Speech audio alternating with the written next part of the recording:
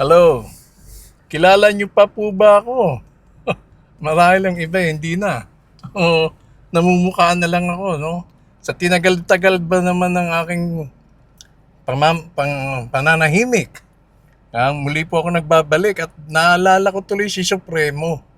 Yung ating matalik na kaibigan si Supremo, tungkol dun sa mga tagong kayamanan. Napag-usapan kasi namin sa isang episode na meron siyang alam na scholar.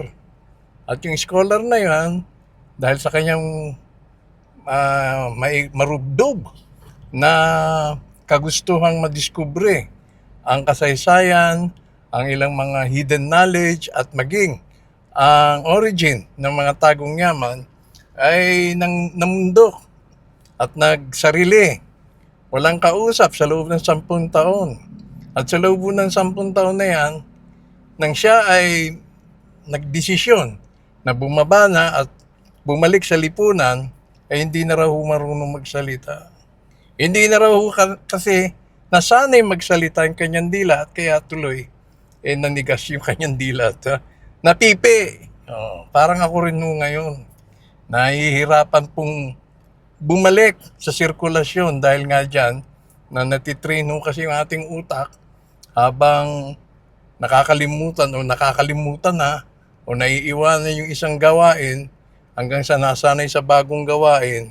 Ayun, ito ngayon ang nangyari sa akin. Nahihirapan po akong bumuelo.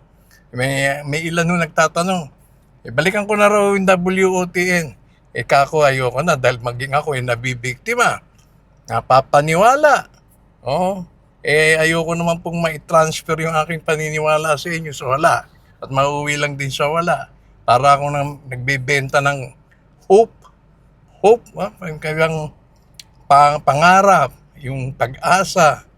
Tapos wala naman. Magbenta na lang ako ng hopya, kikita pa tayo.